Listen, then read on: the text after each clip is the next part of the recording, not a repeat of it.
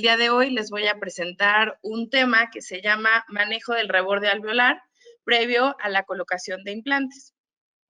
Me presento, yo soy la doctora Pati Porras, yo estudié la licenciatura en la Benemérita Universidad Autónoma de Puebla. Posteriormente hice mis estudios de periodoncia e implantología en la UNAM. Actualmente soy socia activa de la Asociación Mexicana de Periodontología. Estoy certificada por el Consejo Mexicano. Soy docente a nivel de licenciatura en periodoncia de la UAC.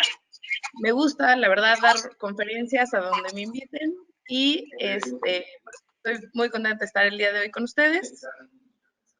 Actualmente trabajo en la práctica privada y el último diploma fue en diabetes. Les comento que a través de la plática van a ver los códigos QR que, si pueden ahorita probarlos en su celular, tienen una parte donde dice escáner y pueden ir escaneando estos códigos y les van a aparecer unos artículos de regalo que vamos a estar hablando justamente durante toda la plática. Okay, entonces empezamos con esta imagen que para mí creo que es en lo que se ha basado parte de la odontología en estos últimos años, que es el implante dental. El implante dental como tal es un aditamento que va a sustituir la raíz del diente y que va a realizar la función de tener una rosca interna para atornillar un diente y que nos dé tanto función como estética. Pero últimamente me he dado cuenta que hablar de implantología no solamente es decir, bueno, se coloca implante y ya. A la vez me vienen varias palabras que van relacionadas justamente con esta parte de la implantología. Cirugía guiada, tornillos, oseointegración, si hay que realizar o no tomografía, cómo está este tejido queratinizado alrededor de donde voy a colocar el implante, cómo voy a ir formando este perfil de emergencia, qué es conexión interna, externa, etc.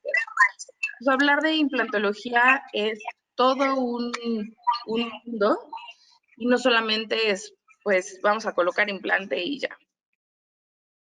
Por lo mismo, les presento un caso que llegó hace unas semanas y pues cuando uno ve la tomografía dice, perfecto, ahí cabe súper bien un implante, planeamos en dónde se va a colocar, un poquito hacia la parte palatina. Podemos realizar el implante post-extracción. Tenemos 6.36, 7.72 milímetros y 9.32 en la parte más apical. Perfectamente podemos colocar un implante. Y esta es la situación en la que me encuentro varias veces. Cuando vemos en la parte clínica es completamente diferente a la parte tomográfica. Entonces, en esta imagen podemos ver mucho mejor la situación en la que nos estamos enfrentando, en la cual tenemos una recesión justamente causada por la fractura vertical del resto del diente que quedaba. Notamos algo de inflamación y que posiblemente sí pudiéramos colocar el implante en posextracción, realizar un injerto de tejido conectivo, colocar injerto, membrana, etc. Pero hay que ver más allá. Si se dan cuenta, tenemos una proporción intermaxilar inadecuada y además entre la distancia mesiodistal es mucho mayor que la del diente 21. Justamente en la parte inferior tenemos apiñamiento y alguna fractura que quizás nos da a que este diente estaba en trauma oclusal, dándole esta fractura. Entonces, ¿quién nos dice que cuando coloquemos el implante no vamos a tener el mismo problema que se tuvo cuando se tenía un diente? Cuando el diente y parte del periodonto, que es justamente mi especialidad, tiene una capacidad de remodelado, de adaptarse mucho mayor que la que tiene un implante, ¿vale? Y además, el último punto con esta paciente justamente era que en 5 días iba a viajar al extranjero.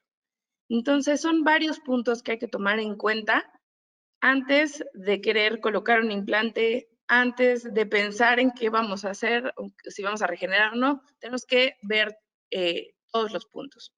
Entonces, lo que yo quiero que se quede en el día de hoy es que la implantología es multidisciplinar y no solamente en la parte odontológica, sino también en la parte médica.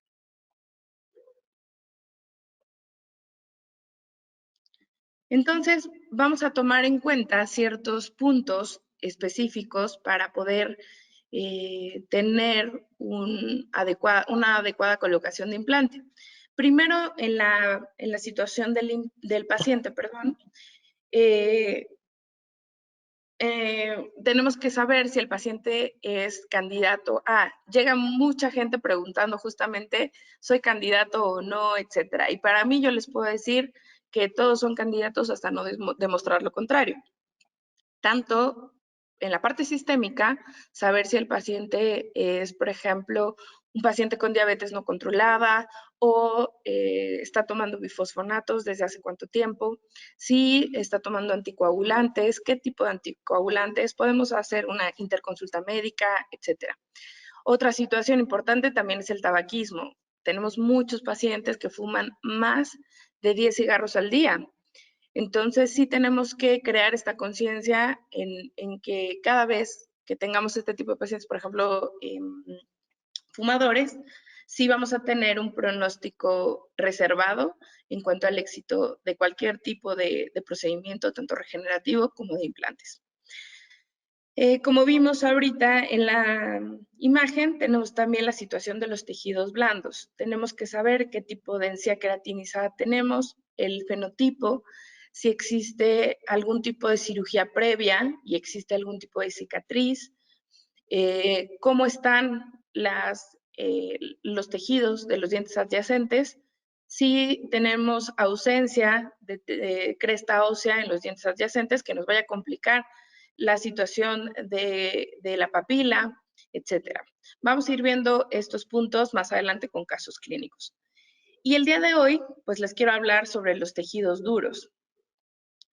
Cuando nos mandan justamente esta tomografía y nosotros ya estamos pensando en que sí voy a colocar un implante, pero que además al mismo tiempo o previo a, tengo que realizar una regeneración ósea.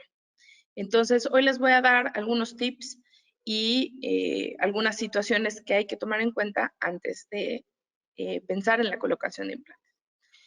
Los 3 temas que quiero abordar el día de hoy es reborde alveolar, principios de regeneración ósea y todo esto nos va a llevar a lo que sería la situación del éxito en implantes dentales.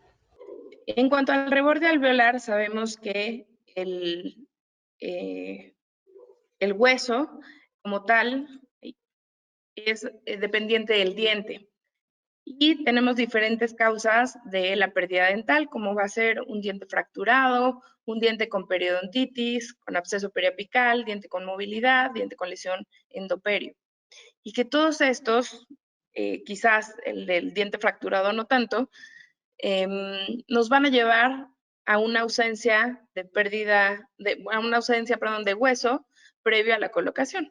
Por ejemplo, en el caso de la derecha superior, es una paciente que tuvo una fractura y que en este caso es mucho más predecible porque tenemos completa la raíz donde vamos a colocar el implante.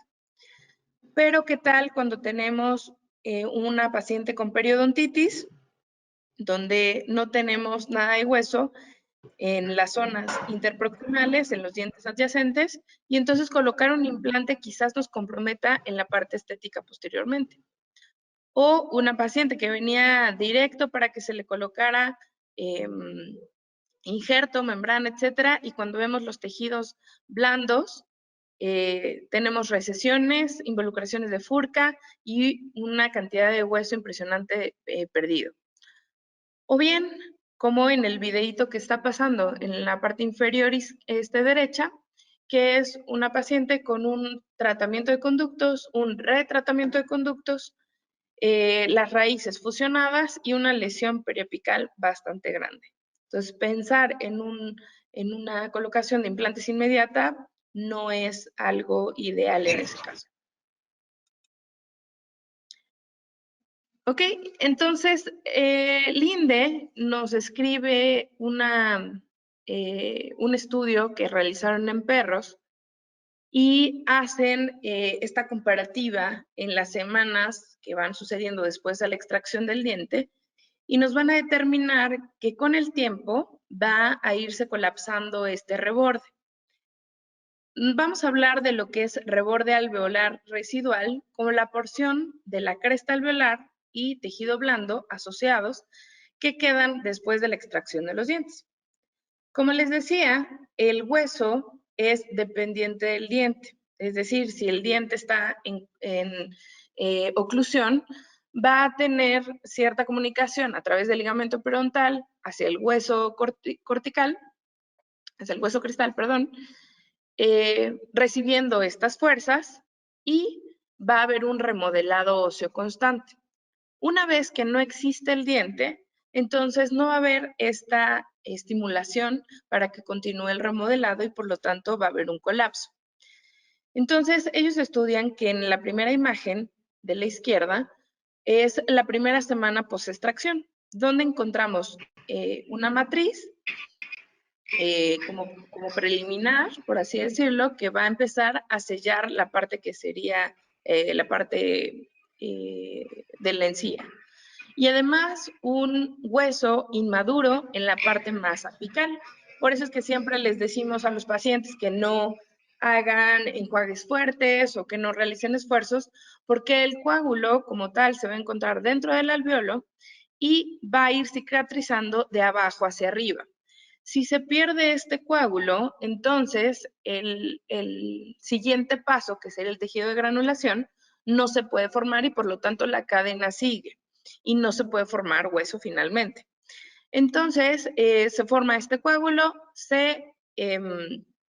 que se encuentra en la zona apical y a partir de la segunda semana este coágulo se va colocando en la parte media del alveolo y se empieza a formar hueso como inmaduro, que sería el woven bone, que es el que está señalado en la parte del medio, ¿vale? Y a partir de la cuarta semana se empieza a ver cómo la tabla bucal o vestibular, que está señalada con la flecha blanca, se empieza a colapsar, debido a que esta es mucho más delgada que la parte lingual o palatina. A partir de la octava semana se empieza a reabsorber muchísimo más y podemos notar que, a la conclusión a la que llegan ellos es que a partir de la octava semana se pierde hasta el 35% de esta tabla vestibular. ¿Okay? Hay muchos más estudios que nos hablan justamente de esta reabsorción que existe después de la extracción, como es Scrub, que nos dice que se pierde el 50% en los primeros 12 meses. Wang nos dice que entre el 40 y 60% se pierden en los 2 primeros años y que en los 2 primeros tercios de esta pérdida ocurren en los primeros 3 meses.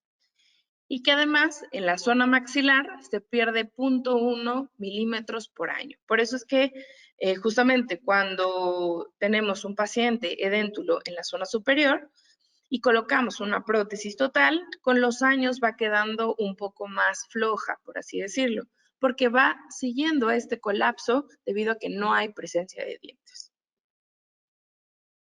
Ok, Chapuis también hace un estudio, pero más moderno, por así decirlo, con tomografías en el momento de la extracción y a la semana y me parece que es al mes. Y entonces tenemos, por ejemplo, aquí la tomografía en el momento de la extracción, donde vemos completamente intacta la tabla vestibular y la formación de este nuevo hueso, como les decía, el hueso inmaduro, ¿vale? Y hace una comparativa y ve los sitios donde hay mayor actividad osteoclástica y generalmente va a ocurrir en la parte vestibular. Entonces va a haber una reabsorción tanto vertical como horizontal y generalmente va a ocurrir en la zona vestibular. Y las conclusiones a las que llegan es que si tenemos un biotipo delgado, va a ser mucho más propensa a esta pérdida vestibular. Si hay menos de 1 milímetro de grosor en la tabla ósea vestibular, de igual manera va a ocurrir. Y bueno, hacen una comparativa con animales y en humanos es de 2 a 3.5 veces más severo. ¿Ok? Tenemos además los tipos de reborde alveolar, que tenemos bastantes autores que nos hablan de diferentes clasificaciones, en las que podemos ver que Seibert nos habla de deficiencias horizontales, verticales o combinadas. Lo mismo con Wang, y nos dice que también se va a medir de acuerdo a la severidad en leve, moderado o severo. En esta última imagen podemos ver una clasificación que nos habla de Hammerle sobre el tipo de alveolo que yo voy a tener después de la extracción y, por así decirlo, si el paciente va a ser candidato o no a una colocación inmediata de implante. Entonces podemos ver que el 0 es un paciente que tiene encía en la posición adecuada y el hueso subyacente está perfecto. En el 1 sería un paciente que ha tenido una extracción y entonces en realidad el defecto óseo está dentro del hueso. En una clasificación 2 vemos cómo además hay pérdida de esta encía en la parte vestibular. En la 3 tenemos mucha más pérdida en la zona vestibular y además pérdida de encía. Entonces, en estos 4 sí podemos llegar a colocar el implante inmediato, pero siempre con una colocación inmediata o al mismo tiempo de membrana e injerto. Y en estas dos últimas clasificaciones, que pudieran parecerse un poco entre la 3 y la 4 al primer caso que les presentaba. Entonces, sí es arriesgarnos, porque obviamente entre cada vez que avanza, pues tiene un grado de dificultad mayor. Y a veces habrá quien se aviente a hacerlo en un 5, pero sí tenemos esta complicación que pueda llegar a fracasar. Entonces, a veces también hay que pensar en el paciente y explicarle todas las situaciones y llegar a una decisión mutua.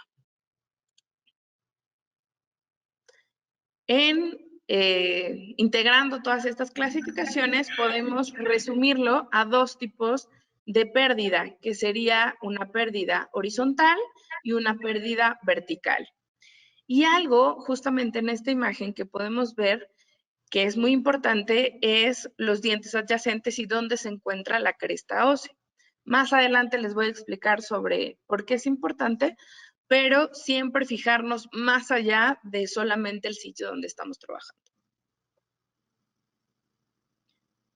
O, por ejemplo, justamente con este caso, que tenemos 2 situaciones. Tenemos restos radiculares y además tenemos un reborde residual ya cicatrizado. Entonces, pues, nos podemos encontrar en el mismo paciente, en el mismo sitio, con diferentes tipos de clasificaciones. Entonces, por ejemplo, vemos con esta paciente tiene estos restos radiculares, una pérdida ósea apical bastante severa.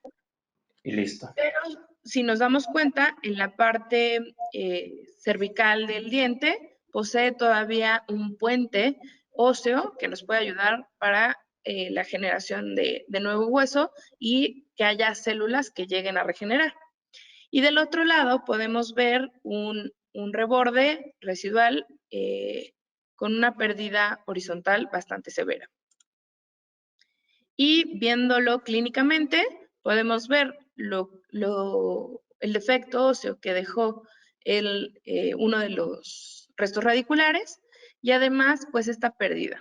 Otra cosa que justamente el día de hoy les voy a platicar en puros casos anteriores, la verdad es que me di cuenta que son mi hit, la parte anterior superior, es que anatómicamente tenemos que analizar justamente lo que serían las jivas caninas y la parte el límite entre la nariz y lo que sería el reborde alveolar.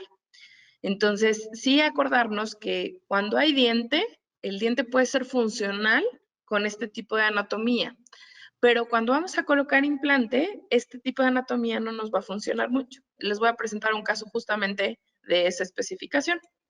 Entonces, si hacemos un zoom, vean todo lo que dejó este defecto, que fue una situación crónica de por lo menos unos 10 años de pérdida ósea.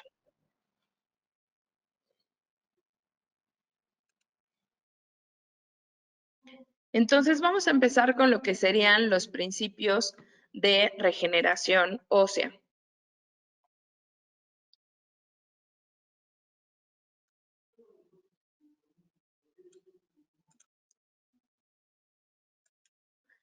Entonces, a través del tiempo se ha estudiado este potencial que tienen las células para reparar o regenerar. Melcher en 1976 realiza un estudio sobre dientes, que es totalmente diferente y eso también hay que aclararlo. No es lo mismo estar hablando de un reborde que ya no tiene dientes y un sitio donde hay un defecto óseo donde hay dientes. Donde hay diente, hay que acordarnos que tenemos esta parte súper importante que se llama ligamento periodontal. El ligamento periodontal posee células indiferenciadas que pueden llegar a cambiar a tejido conectivo, a tejido óseo, o bien lo que se esperaría que cambiara a células como los cementoblastos para que pudiera volver a ver esta inserción como lo que nosotros nos gustaría que siempre pasara. Entonces, realiza este estudio y nos dice que va a haber diferentes tipos de cicatrización, por así decirlo, en los que puede haber una reabsorción ósea, debido a que se formó tejido conectivo, una anquilosis del diente por haber formado hueso sin haber dejado este espacio entre el ligamento periodontal y el hueso. Y lo que nos dice que, bueno, eso, que va a, dependiendo de la célula que se estimule, va a ser el tipo de regeneración que nosotros vamos a tener. Basado en esto, Niemann con dientes y Dahlin posteriormente en la parte de reborde alveolar, estudian que pueden colocar una membrana o algo que separe este tejido epitelial, que es muy rápido en su formación, del tejido óseo, que es de los más lentos.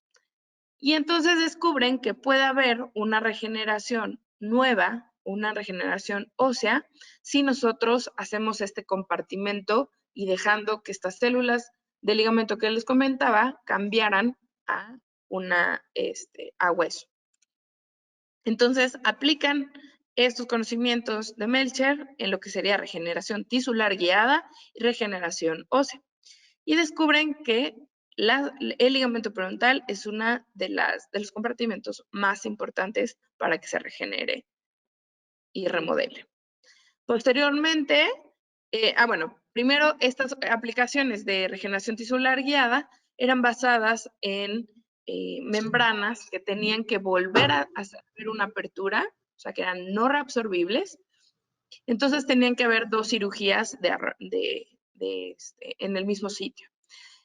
En los 90 empieza el boom de las membranas no reabsorbibles y actualmente, desde el 2000 a ahora, existen varios autores, desde Busser, Simeon, Urban, Jovanovic, que han implementado técnicas de colgajos, combinaciones de injerto, técnicas de fijación de membranas y el uso de una nueva situación que serían los BMPs o cualquier tipo de sustituto para que estimule más a la formación ósea. Entonces, básicamente lo que sería regeneración ósea guiada sería que nosotros tenemos un defecto y nosotros queremos separar estas células epiteliales del defecto a través de una membrana que va a por lo menos durar de 8 a más semanas. Porque si estamos hablando de a lo mejor una no reabsorbible, nosotros vamos a decidir cuándo quitarla. Y que nos va a generar un compartimento donde van a llegar estas células a través de lo que serían los vasos sanguíneos que se encuentran en el hueso.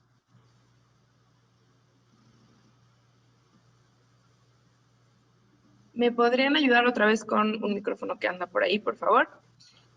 Bueno, y las indicaciones entonces de esta regeneración ósea guiada va a ser regenerar alrededor de implantes, como lo decíamos, en colocaciones post-extracción, preservaciones de alvéolo, es decir, que yo no voy a colocar el implante inmediato, solamente quiero preservar este grosor que tengo previamente. Relleno de defectos óseos posteriores a la extracción de dientes, supernumerarios, apicectomías o quistes, por ejemplo, y reparar defectos óseos en un sitio cicatrizado. Entonces, en resumen, podríamos tener dos situaciones, o como les decía, combinadas. Un alvéolo post-extracción y un reborde alveolar residual. Entonces podemos dividirlo en dos tipos de técnicas, que sería la preservación de reborde alveolar y la regeneración ósea guiada. En la regeneración ósea, a la vez, se divide en muchas más técnicas, pero generalmente van a llevar lo que sería un injerto óseo y una membrana. Pero se pueden utilizar bloques, en algunos estudios solamente se ha utilizado solo membrana, sin injerto, podemos utilizar pines para hacer un tending, etc. Bueno, voy a explicarles esta parte de la regeneración, los principios de regeneración ósea, con un artículo que saca Wang en el 2006, que como les decía puede estar aquí en los códigos QR que pueden ir descargando, y nos habla de, por las siglas en inglés, resumido, de PAS, que sería un cierre primario de la herida, que sería la P, angiogénesis, que sería la A, la creación o mantenimiento del espacio, donde vamos a nosotros regenerar o querer que las células lleguen, S, que sería la estabilidad del coágulo, que como les decía al principio, si nosotros no tenemos ese coágulo, no vamos a tener esa modificación a tejido de granulación y después al woven bone y lamellar bone.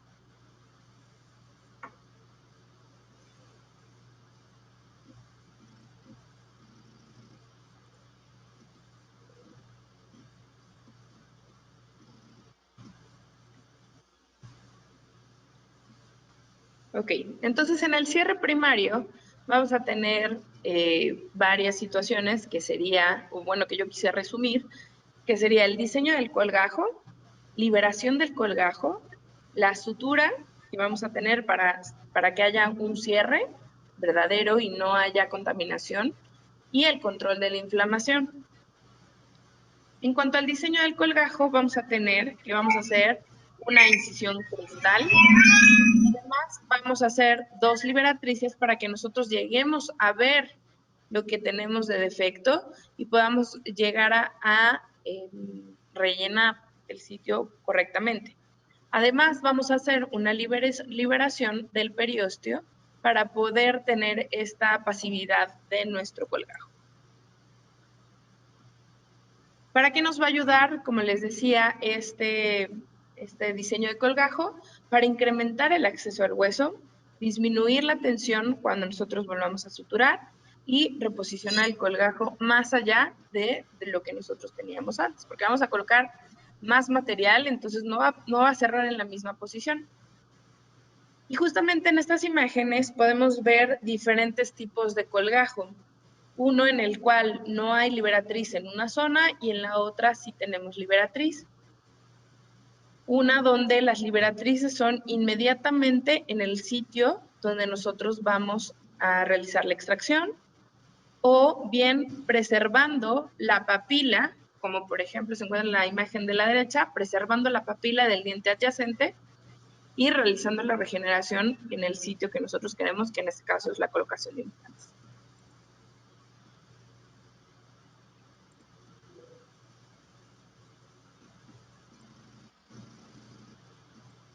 Okay. Entonces podemos ver este caso que llegó a la consulta hace unos 8 meses más o menos, y ella llegó ya con la idea de colocación de implantes. La verdad es que no sé en qué estadio estaban estos implantes para que hayan tenido que extraerlos, y era la última opción realmente de esos dientes, pero llega ya con la idea de implantes y quiere colocárselos inmediatamente. Entonces, si nos basamos en la primera diapositiva que les presenté sobre lo multidisciplinar, podemos ver que no va a tener una oclusión perfecta si nosotros en este momento colocamos los implantes. Y que si posteriormente nos vamos a la parte de ortodoncia y mover dientes, etcétera, entonces protésicamente ya no van a estar adecuadamente colocados los implantes.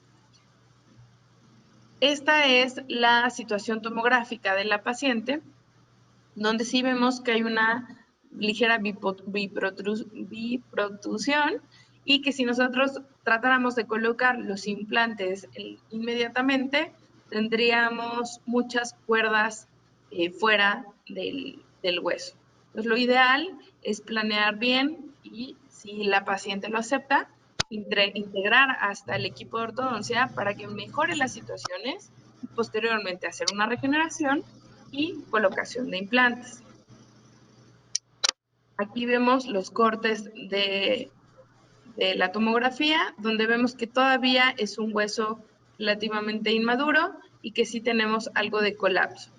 Y recordar, como decíamos, basado en la evidencia, pues esta tabla vestibular se va a colapsar todavía más si no se colocó nada de injerto.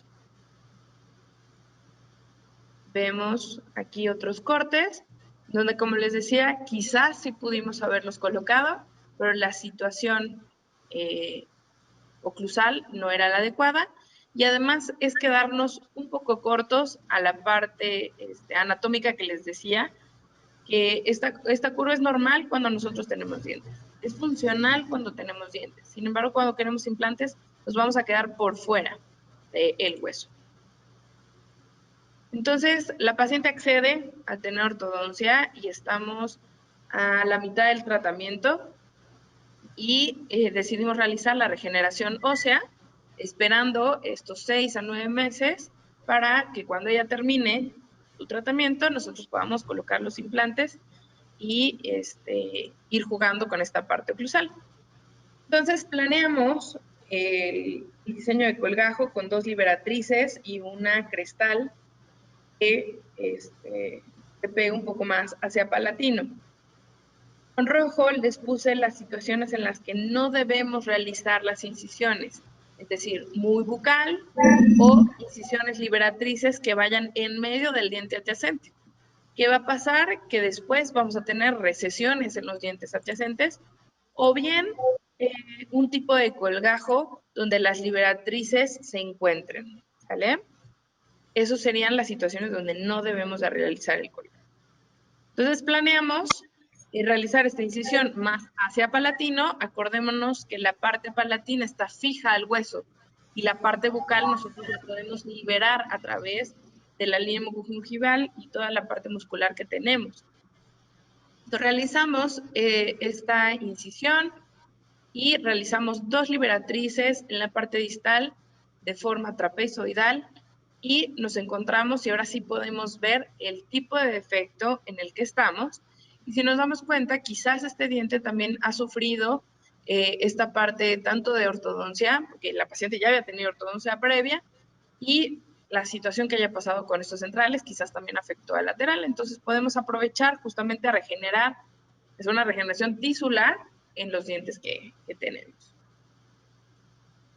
Podemos ver la zona oclusal, donde sí tenemos un defecto de tipo horizontal.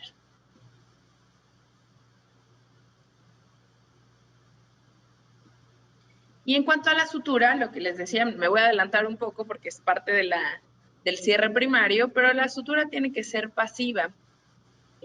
no tiene que verse muy estirado el colgajo y no importa los puntos que sean necesarios, pero tiene que haber un cierre primario de los dos bordes. ¿Ok? Ahora hablando de lo que sería angiogénesis.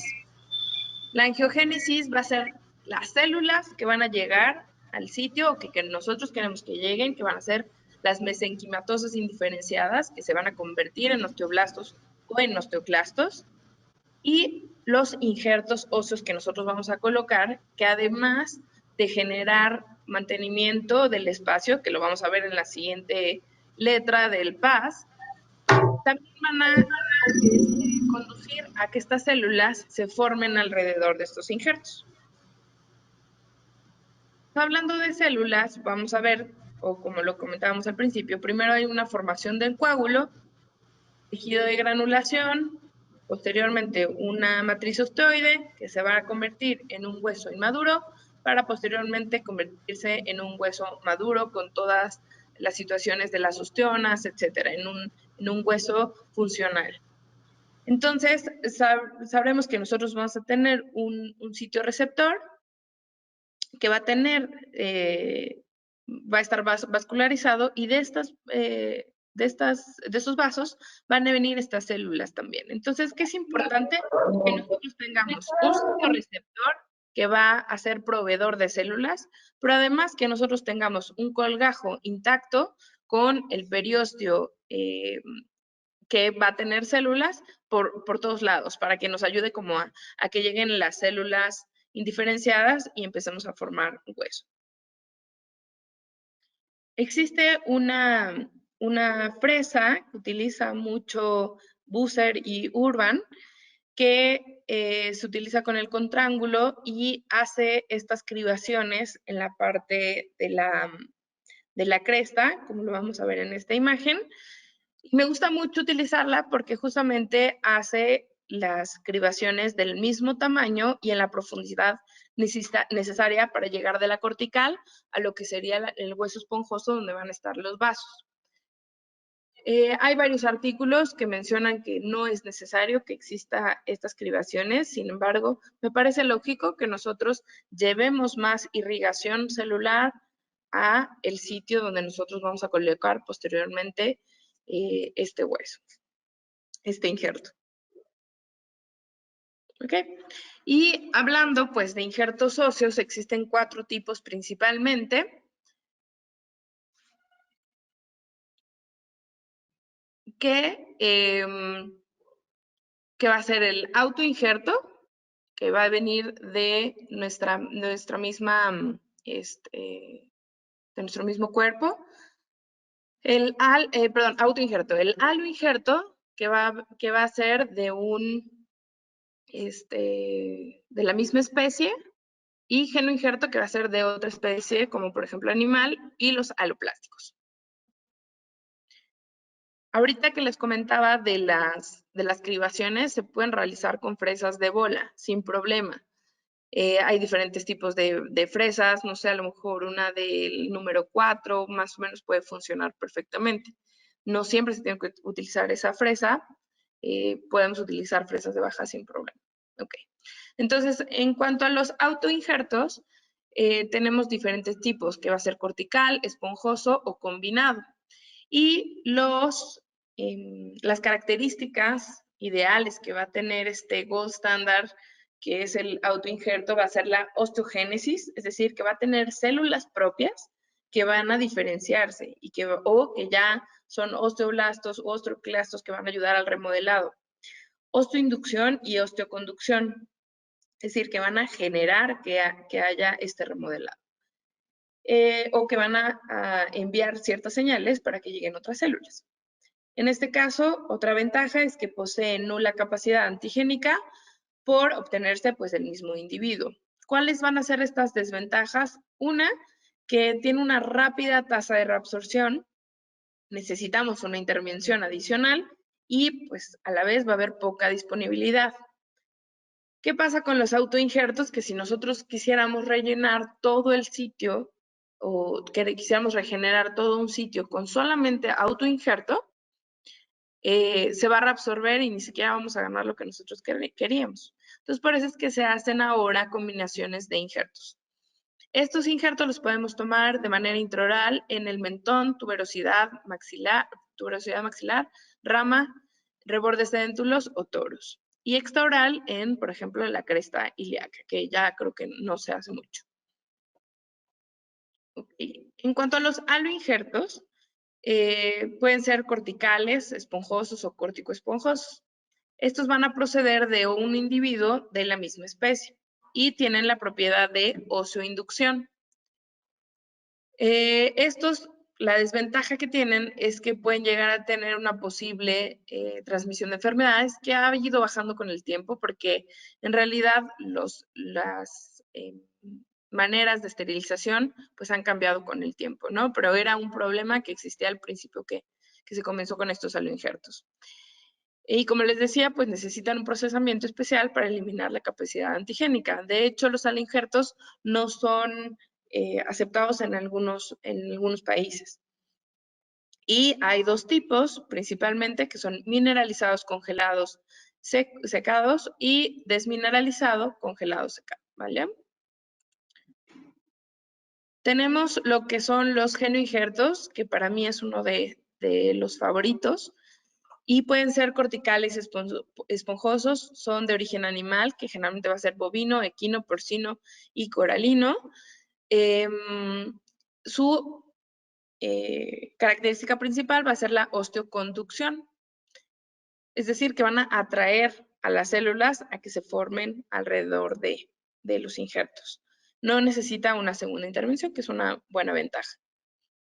Y de la misma manera hay una posible transmisión de enfermedades y una ventaja y desventaja, yo lo podría poner así, es la reabsorción lenta. Entonces, como les decía, si yo quiero mantener espacio en un reborde donde tengo un defecto muy grande, pues sí a lo mejor combinaría esta parte de genoinjerto con lo que tenemos del autoinjerto, que tenemos las células propiamente dichas, y pudiéramos tener un buen resultado. Entonces, puede ser bueno y malo, ¿no? Entonces, en cuanto a tiempos de reabsorción, el aloinjerto es una buena alternativa, más o menos se reabsorbe entre 4 a 6 meses, y los genoinjertos son de reabsorción más prolongada, que va a ser más o menos entre 6 a 9 meses, que nos va a ayudar, obviamente, en esta parte de regeneración.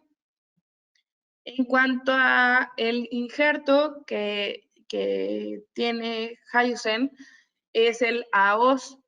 Las ventajas que tiene con otros, frente a otros injertos, es que tiene una microporosidad. Si nosotros le hacemos un zoom, presenta estos poros donde van a ser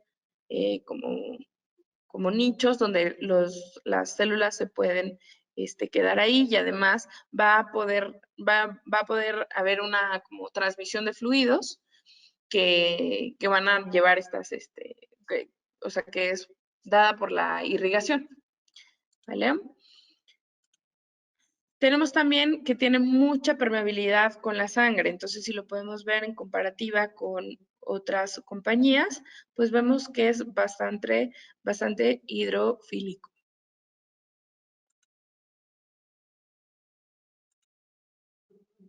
Además, nos ayuda a mantener el espacio, al ser de por sí un genoinjerto, nos ayuda a que mantenga esta estabilidad del coágulo y de la altura cuando realizamos, por ejemplo, colocaciones de implante y al mismo tiempo regeneración. Y si hacemos un aumento mucho mayor en la microscopía, podemos ver que es similar a el autoinjerto. Entonces eso le va a dar más seguridad a las células, por así decirlo, de que se integren y se adhieran a este injerto. Y por último están los aloplásticos, que son sintéticos, no hay riesgo de infección, tienen también la propiedad de osteoconducción y no necesitan una segunda intervención. De igual manera, la desventaja es que son de reabsorción lenta, y en este caso en el mercado podemos encontrar dos tipos que son hidroxiapatita y fosfato tricálcico. ¿Ok? Entonces, justamente hablando de estas características que tiene que tener el injerto óseo, es que tenga osteoconductividad, es decir, que atraiga a través de señales quimiotácticas, atraiga células mesenquimales y se diferencien en el sitio. Por otra parte, que también sea biocompatible, es decir, que no a la mitad de la regeneración empiecen a morir las células que nosotros necesitamos que estén en gran cantidad, como por ejemplo sería aquí la parte de los osteoblastos. La tercera sería crear espacio sin que cuando nosotros realicemos la sutura se compacten. Y por último, el mantenimiento del espacio y que el hueso se vaya creando, aunque sea de forma no uniforme, pero se vaya formando alrededor de donde nosotros colocamos el injerto. Y se vaya reabsorbiendo con el tiempo. Entonces colocamos injerto, a veces se coloca, como les decía, en capas. Se coloca una inferior y otra superior, de acuerdo a lo que nosotros busquemos.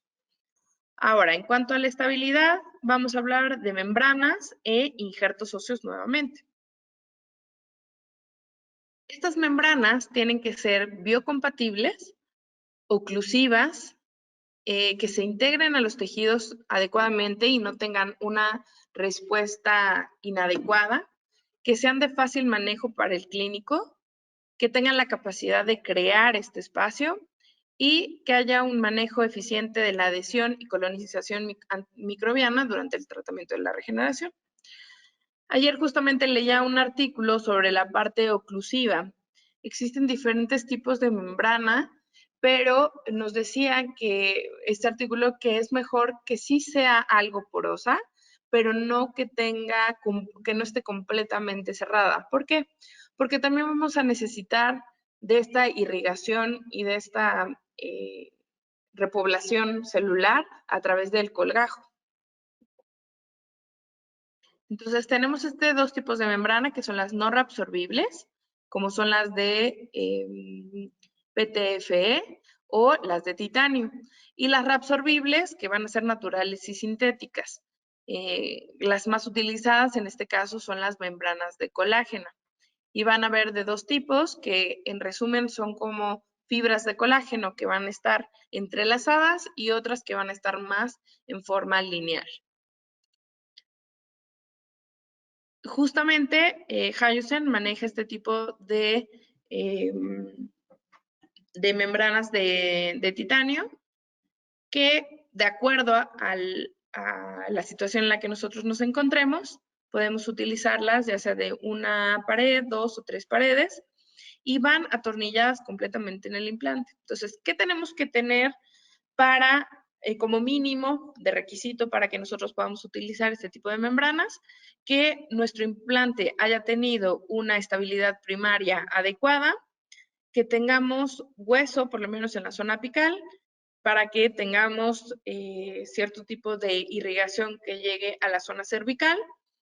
Y la segunda y más importante es que tengamos un tejido blando, adecuado, para realizar el cierre primario. La desventaja que tienen estas membranas de titanio es que se exponen fácilmente por los bordes filosos que llegan a tener. En este caso, están bastante bien redondeados, sin embargo, nos puede quedar un piquito hacia afuera y eso haga que se exponga. Entonces, tratar complicaciones de exposición es de las cosas más complicadas, ¿vale? Pero me parece una buena alternativa si tenemos todos los requisitos.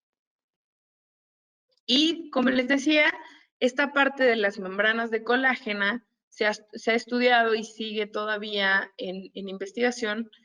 ¿Qué es lo que nos va a proveer esta membrana de colágeno? Si solamente nos va a funcionar como una separación entre el tejido blando y el tejido óseo, o si bien va a estimular, como lo vemos en la imagen, a través de, por ejemplo, macrófagos CD68 que van a liberar estas citocinas que son inductoras de la producción de huesos. Si existe esta producción de citocinas, van a promover a que los osteoblastos formen hueso, ¿vale? Y que también haya osteoclastos que ayuden al remodelado. Entonces, en realidad, colocar una membrana de colágeno no solamente nos va a llevar a esta parte de división de compartimentos. Y como lo podemos ver en esta imagen, en este caso sí se utilizó una membrana, pero obviamente con con la característica de mantenimiento de espacio, que esa es una desventaja quizás de las membranas de colágeno, que como no tienen un refuerzo como tal duro, rígido, se pueden llegar a colapsar. Entonces sí tenemos que ayudarlo, por ejemplo, con injertos óseos de alta reabsorción, como son los genoinjertos, para que se mantenga espacio por más tiempo. Y pues si no realizamos este mantenimiento del espacio, pues va a haber un colapso mayor. Y como les decía, pues a través de esta membrana, si nosotros ayudamos un poquito más a que lleguen todas estas citocinas, pues nos va a ayudar a que haya un nuevo hueso mejor formado. Y por último, vamos a hablar sobre lo que sería la fijación y la sutura. Hay un chico que hace unas animaciones en Instagram que se llama Heart Palette, que nos pone aquí tres opciones, que son las más utilizadas, que son las tachuelas, para que nosotros fijemos la membrana, que puede ser una membrana de colágeno, o tornillos, como en este caso una membrana de PTFE, o bien una sutura al periósteo. Nosotros vamos a decidir qué tipo de fijación de acuerdo a la situación anatómica en la que nos encontremos. Además, tenemos que tomar en cuenta y no quedarnos cortos en la parte de las membranas, porque muchas veces queda muy corta la membrana y entonces todo lo que nosotros queremos regenerar en la parte más apical no se llega a formar, porque además en la zona superior, pues por gravedad todo va más hacia abajo, ¿vale? Ahorita vamos a ver unos casos de fijación. Por ejemplo, en este caso se realizó la fijación a nivel del periósteo. Y podemos ver cómo no se mueve. Y son dos membranas en este caso.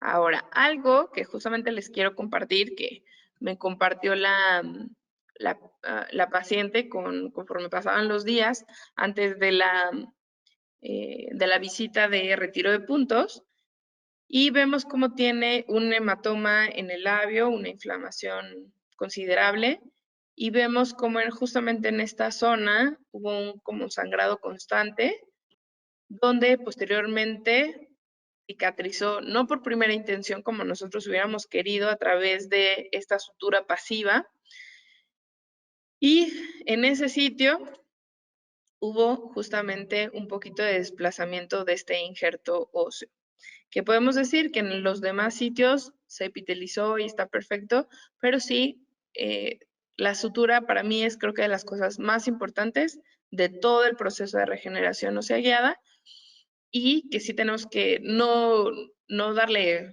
poca importancia y querernos ya ir después de que ya colocamos la membrana, sutura, etcétera.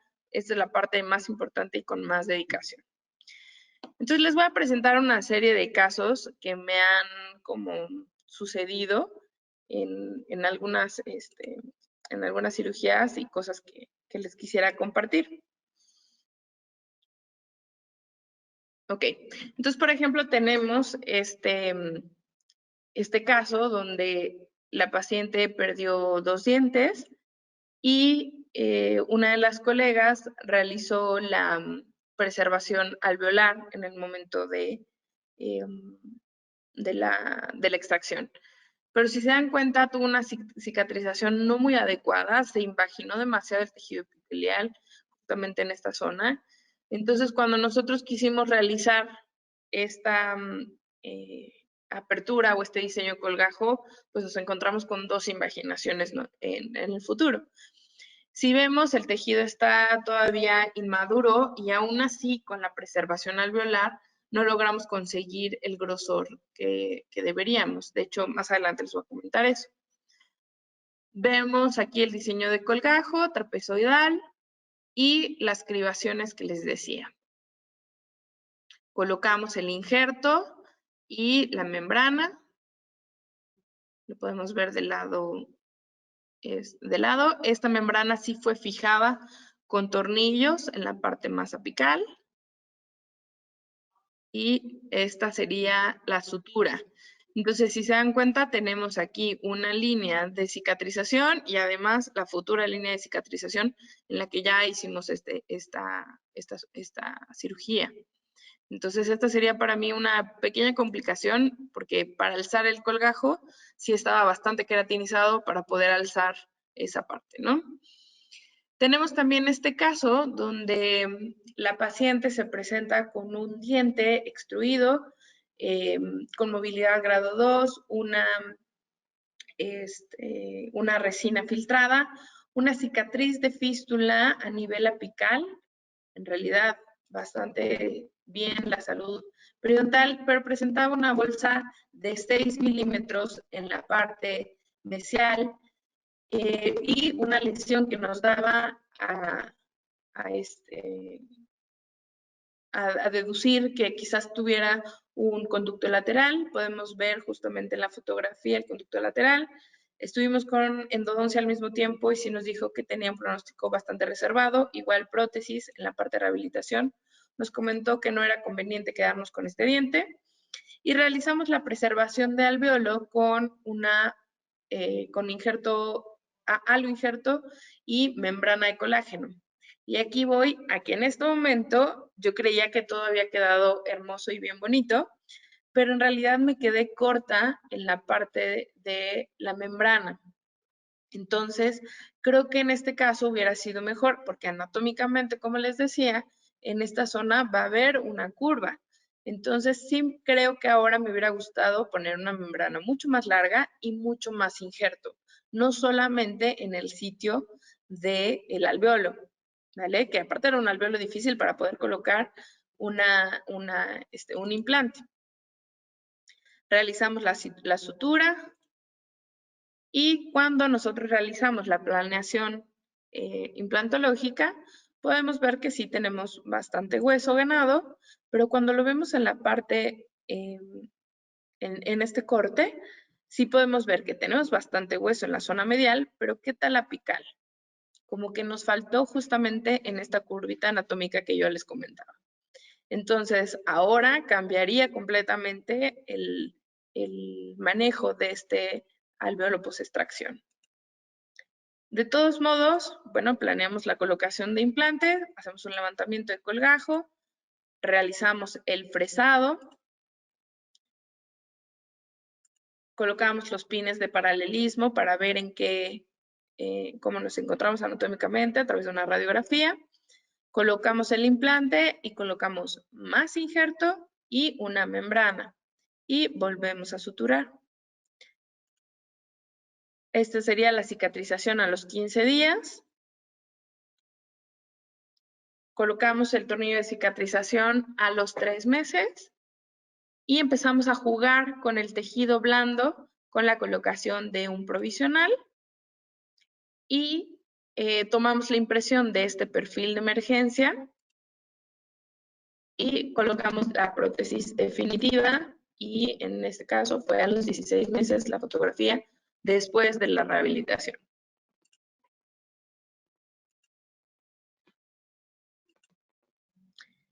Y aquí les voy a compartir un caso de una colega mía que se llama Tania Tecla, que me compartió esto y que me pareció bastante interesante, cómo tenemos situaciones anatómicas y complicadas, cada vez se nos complican un poquito más, pero si vemos, el tipo de reborde que tenemos no es el adecuado para hacer una colocación inmediata. Por lo que se decide realizar una una regeneración previa, y aquí justamente estamos viendo la parte de la fijación de la membrana que les comentaba a través de suturas, y que ayuda bastante en zonas donde a lo mejor no podemos colocar un pin porque tenemos el diente adyacente.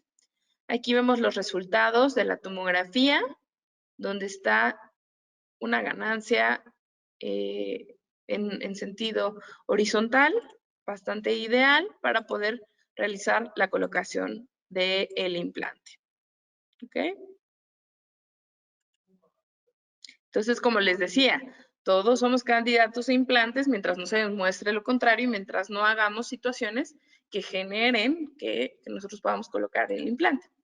Tenemos esta paciente que llega por un principal motivo de consulta, que eso para mí siempre les comento a mis alumnos, siempre pregunten cuál es el motivo de consulta del paciente, porque nosotros podemos arreglar, hacer, decir y decir, bueno, aquí estamos en salud, pero ahora, en estos últimos años, la estética ha prevalecido más que la parte funcional, entonces tenemos también que saber qué es lo que le molesta a la paciente. En este caso, a ella no le gustan estos triángulos negros que han sido causados por, como consecuencia de la enfermedad periodontal. Ella tiene un implante en esta zona y este es un diente que se encuentra extruido con movilidad grado 2, un tratamiento de conductos previo y además en esta zona tenemos una bolsa de 10 y 15 milímetros. Si vemos el tipo de tejido que está comparado con, por ejemplo, el de este lado, si vemos que tiene cierta inflamación. Vamos a hacer un poco de zoom. No es un tejido que nos guste mucho para poder hacer una cirugía. Y cuando vemos radiográficamente este sitio, pues sí vemos que el implante ha perdido hueso en estas roscas y que además pues estamos en complejidad con esta parte porque también la cresta ósea del diente adyacente está perdida. Entonces, si nos vamos otra vez al motivo de consulta de la paciente que nos hablaba sobre su incomodidad de estos triángulos negros en las zonas interdentales, pues quizás no lo logremos solamente tratando de regenerar hasta esta zona, porque este implante está colocado mucho más apical que lo que sería el diente adyacente. Entonces, bueno, decidimos realizar la cirugía de exploración. Vemos cómo está todo este tejido de granulación que estuvo crónico por mucho, mucho tiempo y que a la hora de quitarlo, pues ya nos vemos con otra situación. Crestas óseas perdidas, interproximales. A ver si tengo la zona. Ajá. Crestas perdidas, interproximales. Y además en esta zona presentaba una ligera reabsorción el diente adyacente, por lo cual decidimos realizar la extracción del diente y realizar una regeneración ósea guiada en este sitio, con injerto y membrana. En este caso realizamos la fijación con tachuelas. Esta es la situación anatómica.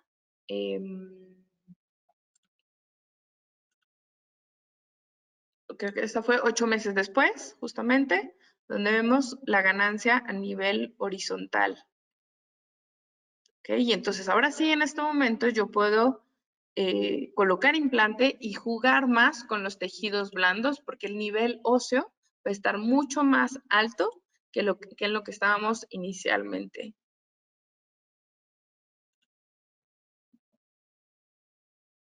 ¿Ok? Entonces, esta es la radiografía de control y la tomografía de control. ¿Ok? Esta es la situación de la paciente previo a la colocación de implantes. Vemos cómo cambió completamente el tejido, cómo cambió el tejido, la textura, ¿vale? Y en cuanto a las membranas, son membranas de colágeno y son tachuelas. Hay muchos tipos de tachuelas, tornillos, de hecho, si quieren lo podemos platicar justamente con ventas que nos pueden ayudar con esa parte. Y como podemos ver, esta es la reapertura y vemos la cantidad de hueso, la preservación del tejido óseo a nivel crestal del diente 21, la ganancia de tejido óseo alrededor del implante. Entonces da un mejor panorama cuando estamos hablando de cosas estéticas. Yo puedo decir que soy bastante pro diente y no me gusta extraer dientes porque sí, pero cuando estamos hablando de un todo, sí tenemos que fijarnos en estas situaciones que a largo plazo pues no las vamos a poder lograr, como lo que sería la papila. Realizamos la colocación de implante. Vamos a ver aquí la radiografía, quedan completamente paralelos. Y en este punto vamos apenas con, el implante se tuvo que cerrar completamente y vamos apenas con el juego de esta parte de la encía y de los perfiles de emergencia. ¿Okay? Entonces, para tener éxito en los implantes dentales, pues nos dice la literatura que el 40% de los implantes que se colocan más o menos, o sea, en el momento de la extracción, o sea, en rebordes edéntulos, necesitan regeneración ósea. Y que este éxito, tanto en implantes que tuvieron regeneración como en sitios ideales, tuvieron el mismo éxito. Además, el rango de supervivencia va entre el 79 al 100% en sitios aumentados, que es bastante bueno, y a un año va entre el 90 al 95% de éxito cuando ya están en función. Esta parte de la regeneración, si se acuerdan, es uno de los casos que les dije que me hubiera gustado un poco más. Nos damos cuenta que aun cuando utilicemos regeneración ósea como método de preservación de alveolo, va a minorar este colapso, sin embargo, no va a ser siempre una ley que no vamos a necesitar una segunda cirugía en el momento de la colocación. Los criterios de éxito por Albertson, Smith, Sarf y Berglund nos dicen que tiene que estar óseo integrado el implante, que permita la colocación de una prótesis de acuerdo a la que nosotros planificamos, guiado, no sé si vieron una de las guías justamente, tiene que ir en el punto donde protésicamente va a llevar la corona. Además, tiene que ser funcional y estético para el paciente y para el profesional. No tiene que haber presencia de dolor ni movilidad, que no haya sangrado o exudado, y radiográficamente se debe observar menos del 2.5 milímetros de pérdida de hueso en la zona crestal, que eso es más o menos relativo. En los últimos años, pues se ha hecho más estudios sobre lo que sería la estética como tal o el éxito, que antes, pues claro que sí, un implante podía ser exitoso porque no se movía, estaba completamente integrado, pero a lo mejor estaba en una posición inadecuada o con poca encía queratinizada o etcétera. Entonces se hace un nuevo índice para medir realmente lo que sería la estética y se divide en dos, en rosa y blanco. Por ejemplo, en este caso del implante anterior que les enseñaba, pues sí, no tenemos el 100% de nuestra calificación porque no pudimos rellenar esta papila mesial. Y en el índice estético blanco, que va más para los que son los protecistas, pero sí nos tenemos que dar cuenta que haya una translucidez, una textura, un color, etc. ¿Vale? Y juntando los dos, pues ya podemos determinar si tuvimos un éxito del implante. Como les decía, hay un estudio prospectivo a 5 años que encontró pues que los implantes tienen un éxito de 95.9. No podemos decir que el 100% porque siempre va a haber situaciones que van más allá. Y que generalmente las cosas que llevan al fracaso van a ser las alteraciones del tejido periimplantar, fracturas del implante, microfracturas de la restauración y la pérdida pues del tornillo. Pero que va a haber muchas cosas que nos van a ayudar para que nosotros lo podamos lograr, que va a ser la planeación protésico-quirúrgica, una orientación tridimensional y conformación de los tejidos periimplantares, como lo decíamos, a través de los provisionales, y una buena terapia de soporte periodontal, que va a ser estar detrás de los pacientes para que realmente funcione. ¿Vale? Los mensajes que me gustaría que se llevaran a casa el día de hoy es que siempre debemos de injertar cuando nosotros colocamos implantes. Nunca está de más planear bien. O sea, podemos llegar a tener yo creo que del 1 entre 100 pacientes que tenga un hueso ideal. Entonces, recordar que si nosotros colocamos un implante, la cantidad mínima que hay, bueno, más bien el grosor mínimo de un implante es de 3.3, 3.5, y que yo tengo que tener 1.5 hacia bucal, 1.5 hacia palatino. Entonces, en realidad mínimo yo tendría que tener 7 milímetros de grosor de reborde. Y eso sí, el implante va colocado en la parte media, pero si no, tenemos que realizar mucho más aumento en la parte horizontal. Imaginemos ahora una parte más complicada que sería la parte vertical, un aumento vertical, que son de las cosas más complicadas para regeneración. Entonces, siempre pensar y tener en cuenta esta parte de injertar. Y que además saber que aun cuando injertemos, va a haber un colapso entre el 12 al 50% posterior a la regeneración ósea, lo que nos da a que en una segunda intervención tendremos que tener igual injerto y membrana por si acaso. El uso de regeneración ósea guiada en el momento de la extracción, como les decía, no exenta a un segundo procedimiento. La estabilidad del injerto es crucial para los resultados a largo plazo. El tiempo es un factor que debe ser platicado previo a la aceptación del plan de tratamiento, que eso para mí yo creo que es de las cosas más importantes, porque el paciente ya viene con la idea de que quiere el implante y lo quiere ya, y entonces nos encontramos ante situaciones que son, que van más allá de nosotros, que es más bien de situaciones físicas que tenemos que esperar a que cicatrice, ¿vale? Entonces, sí, yo, por ejemplo, les hago un ejemplo que, por ejemplo, si nosotros nos cortamos el dedo, pues el epitelio va a cicatrizar y cuando nos damos cuenta ya está cerrado. Las células epiteliales son muy rápidas, pero no es lo mismo cuando yo me fracturo el brazo, tengo que esperar cierto tiempo para que el hueso vuelva a formarse y vuelva a estar completamente formado.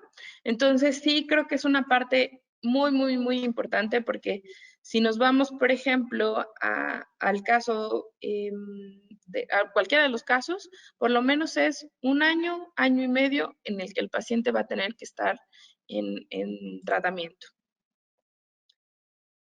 Otra situación es que debe de existir una adecuada comunicación entre los especialistas para determinar el mejor plan de tratamiento para el paciente.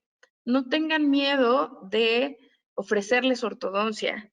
A veces, si el paciente ve el todo con una buena planeación, el paciente va a aceptarlo. Creo que el 9 de cada 10 pacientes que llegan a mi consulta les recomiendo ortodoncia. Y sé que a lo mejor es su segundo o tercer tratamiento, pero hay veces que no quedaron en una oclusión adecuada y creo que sí es parte del plan. Otra situación también es, antes de querer extraer dientes, hablemos con nuestro endodoncista, con nuestro protecista y démosle el último chance al diente de que funcione.